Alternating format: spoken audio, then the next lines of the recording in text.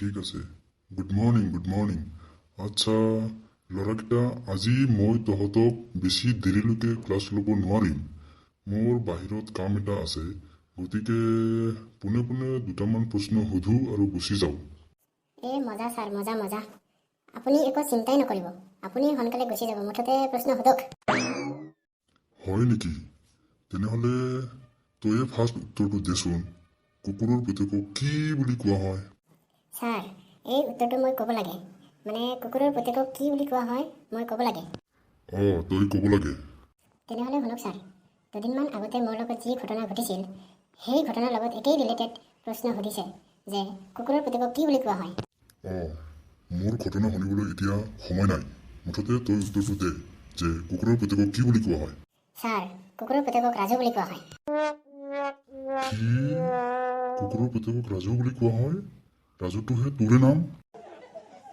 Sir প্ৰথম কথা দুদিনমান আগতে মোৰ লগত এটা ঘটনা ঘটিছিল দ্বিতীয় কথা সেই ঘটনাটোৰ মতে মই আৰু সৰু সৰু বাচ্চা 5টামান তাৰমানে মোতকৈ সৰু হ'ব আমি 6টা খেলি আছিলোঁ দ্বিতীয় কথা ছাৰ আমি খেলি থাকোঁতে গছৰ ডালত এটা মৌ বা দেখিলোঁ হে মৌবা হয় ছাৰ মৌবাটো দেখাৰ লগে লগে মোৰতো পাৰিবলৈ মন গ'ল তাৰ ভিতৰত যিবিলাক ৰস থাকে ৰসবিলাক খাবলৈ মন গ'ল সেইকাৰণে মই লাঠি এটা লৈ ডাইৰেক্ট খুচি দিলোঁ খুচি দিয়াৰ লগে লগে মৌবিলাকে এনেকুৱা স্পীডত আমাক খেদি আহিলে ক'বলৈ ভাষা নাই ছাৰ মইতো অকণমান ডাঙৰ আছিলোঁ সেইকাৰণে মই যেনে তেনে পলাই মেলি বাচিলোঁ কিন্তু মোতকৈ সৰু সৰু বাচ্চাকেইটাক পূৰা কামুৰিলে ছাৰ পূৰা কামুৰিলে কি হয় ছাৰ ঘটনাটোৰ 1 ঘণ্টামানৰ পাছত মোৰ লগত যিকেইটা বাচ্চা আছিল সৰু সৰু পোৱালি আছিল সিহঁতৰ মাকবিলাকে এজনীকৈ কমপ্লেইন লৈ আহিছে আমাৰ ঘৰলৈ হে কমপ্লেইন লৈ আহিছে হয় ছাৰ এই যে মোৰ লগত পোৱালিকেইটা আছিলে সেই পোৱালিকেইটাক যে মৌবিলাকে কামুৰিছিলে সিহঁতৰ মাকবিলাকে আহিছে নহয় এজনীকৈ আহি মোক কৈছে ঐ কুকুৰৰ পুতেক তই আৰু কাম বিচাৰি নেপালি সেই মৌবাটো পাৰিবলৈ কিহে পাইছিলে তোক তইতো অকণমান ডাঙৰ পলাই আহিলি কিন্তু মোৰ সৰু ল'ৰাটো কি হ'ব এতিয়া এনেকৈ ছাৰ পূৰা গালি পাৰিছে মোক চাল্লা অভদ্ৰ তোৰ আৰু কাম বন নাই তোক গালি নাপাৰি কি মৰম কৰিব হয় ছাৰ মৰম নাই কৰা মোক গালি পাৰিছে তাৰপিছত মই ক'লোঁ যে হ'ব দিয়ক খুৰীহঁত হ'ব দিয়ক ইমান টেনশ্যন নল'ব ভগৱানে যি কৰে ভালৰ কাৰণেই কৰে হ'ব দিয়ক মানে হয় ছাৰ তেনেকৈ কিবাকিবি মেনেজ কৰি সেই খুৰীজনীক পঠাই দিলোঁ কিন্তু অলপ সময় পাছতে আৰু এজনী খুৰী আহিলে আমাৰ ঘৰলৈ আহি মোক কৈছে ঐ কুকুৰৰ পুতেক তই আৰু কাম বিচাৰি নেপালি এতিয়া মোৰ ল'ৰাটোৰ কি হ'ব 4-5টা মহে কামুৰিছে সি এতিয়া বিষত থাকিব পৰা নাই মই বোলো চাওক হ'ব দিয়ক টেনশ্যন নল'ব এইটো ঘটনা গ'ল খন্তেক পিছতে আৰু এজনী খুৰী আহিছে আৰু কৈছে ঐ কুকুৰৰ পুতেক তই আৰু কাম বিচাৰি নেপালি এই হ'ব দে তই আৰু নকলেও হ'ব দে মই বুজি পালোঁ দে অলপ সময়ৰ পাছতে আৰু এজনী খুৰী আহিব আৰু সেই খুৰীজনী ক'ব যে ঐ কুকুৰৰ পুতেক তই আৰু কাম বিচাৰি নেপালি এই ঘটনাটো যাব আৰু তাৰপিছত আৰু এজনী খুৰী আহিব আৰু ক'ব ঐ কুকুৰৰ পুতেক তই কাম বিচাৰি নেপালি তাকেইতো ছাৰ কি হ'ব উপায়তো নাই সেই খুৰীজনী মোক ইমান বাৰে কুকুৰৰ পুতেক বুলি গালি দিছে মোক কুকুৰৰ পুতেক বুলি স্বীকৃতি দিছে তাৰপাছত আজি আপুনি মোক প্ৰশ্ন সুধিছে যে কুকুৰৰ পুতেকক কি বুলি কোৱা হয় গতিকে ছাৰ কুকুৰৰ পুতেকক ৰাজু নহ'ব জানো মানে মই নহ'ম জানো ছাৰ হয় ছাৰ কুকুৰৰ পুতেকক ৰাজু বুলি কোৱা হয় খতম বাই টাটা গ'ল শেষ একেবাৰে খতম ফিনিছ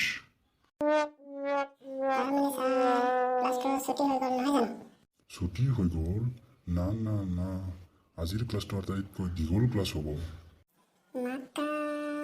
ছাৰে আজি কিবা চুলাই তুলাই খাইছে নেকি বাৰু মদ খাইছে নেকি বাৰু আৰম্ভণিতে কৈছে যে আজিৰ ক্লাছটো ছুটি হ'ব কিন্তু এতিয়া কৈছে আজিৰ ক্লাছটো আটাইতকৈ দীঘল ক্লাছ হ'ব জানো কি কথা কয় ঐ মহাপণ্ডিত মনে কি গুণগুণাই আছ গুণগুণাই থাকিব নালাগে এবাৰ তই উত্তৰ দে হয় নেকি ছাৰ ঠিক আছে হ'ব দিয়ক তই কচোন হনুমানে পাহাৰখন ডঙাই আনিছিল কেছটো কি কেনেকৈ পাৰিলে সি ইমান ডাঙৰ পাহাৰখন এখন হাতেৰে ডঙাই আনিবলৈ?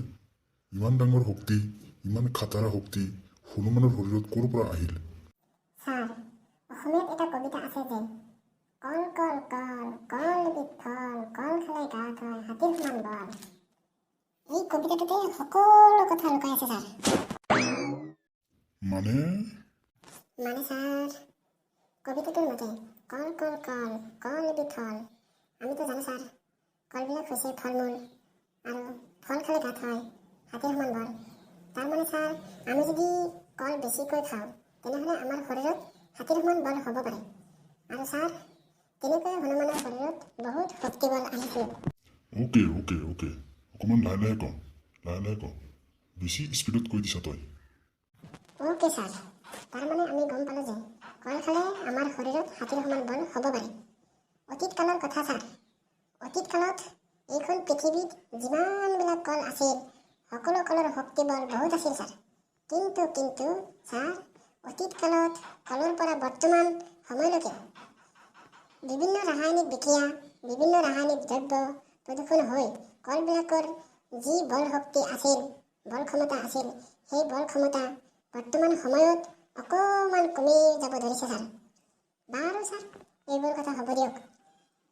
একেবাৰে জাপ মাৰি আমি যাব লাগিব আমাৰ হনুমানৰ ৰাজ্যলৈ, ৰাম সীতা তেওঁলোকৰ অঞ্চললৈ। মানে হয় ছাৰ, ৰাম লক্ষ্মণ সীতা হনুমান তেওঁলোকৰ অঞ্চলত অতীত কালত যিমানবিলাক কল আছিল সেই সকলোবিলাক কলৰ শক্তি বল বেছি আছিল। কিন্তু ছাৰ, আটাইতকৈ গুৰুত্বপূৰ্ণ দুখ লগা কথা এয়াই যে তেওঁলোকৰ অঞ্চলত যিমানবিলাক কল আছিল সেই সকলোবিলাক খাই পেলাইছিল আমাৰ হনুমানে। হনুমানে কাকো খাবলৈ দিয়া নাছিল ছাৰ। না ৰামক খাবলৈ দিছিল, না সীতাক খাবলৈ দিছিল, না লক্ষ্মণক খাবলৈ দিছিল, না আন কাৰোবাক খাবলৈ দিছিল ছাৰ। যিমানবিলাক কল আছিল সেই সকলোবিলাক কল হনুমানে নিজেই খাইছিল ছাৰ। হে, কি কৈছ তই? হয় ছাৰ, 2, 3, 4টা 5টা কল খালে যদি হাতীৰ সমান বল হ'ব পাৰে তেনেহ'লে ছাৰ, হাজাৰ হাজাৰ লাখ লাখ কোটি কোটি কল আছিল তেওঁলোকৰ অঞ্চলত। সেই হাজাৰ হাজাৰ লাখ লাখ কোটি কোটি কল হনুমানে নিজেই খাই থৈ দিলে ছাৰ। গতিকে তেওঁৰ শৰীৰটো বহুত শক্তিবল হৈ গ'ল আৰু সেই শক্তিবলৰ কাৰণে হনুমানে এখন হাতেৰে পাহাৰখন দাঙিব পাৰিছিল, দাঙি তুলি লৈ ফুৰিছিল ছাৰ। ছাৰ, কি হ'ল আপোনাৰ? মই শেষ মই খতম। জানো কিবা হ'ল ছাৰৰ। গুলি মাৰ বে। ছাৰৰ অকণমান কিবা এটা হৈছে সেইকাৰণে গুচি গৈছে। বাৰু এইবোৰ হ'ব দে। আচল কথাটো এইটোৱে যে 4-5টা কল খালে সঁচাকৈ আমি বলশক্তি পাই যাম নেকি বাৰু? আবে, ইয়াৰ বৰ্তমান সময়ত একো গেৰাণ্টি দিব নোৱাৰোঁ। কিন্তু যদি অতীত কালত হোৱা হ'লে মইতো কৈছোঁ 100% গেৰাণ্টি আছিলে যে 4-5টা কল খালে বহুত বলশক্তি আহি যাব। মোৰো মন আছিলে হাজাৰ হাজাৰ লাখ লাখ কল খাই হনুমানৰ নিচিনা পাহাৰ দাঙিবলৈ। কিন্তু ভগৱানৰ কি যে লীলা, হনুমানৰ ওচৰত জন্ম নিদিলে, অতীত কালত জন্ম নিদিলে। এতিয়া ক'ত পাৰিম? সেই ইচ্ছাটো চাগে পূৰণেই নহ'ব। বাদ দিহে তোৰ ফকতীয়া ইচ্ছা, গুলি মাৰ। বন্ধুসকল, ভিডিঅ'টো চাই কেনে পালে কমেণ্ট বক্সত জনাব দে। হ'ব দে। কমেণ্ট বক্সত জনাই দিব দে। বাদ দে এইবিলাক ফকতীয়া কথা। ব'ল এতিয়া ঘৰত যাওঁ। ব'ল ঘৰত যাওঁ।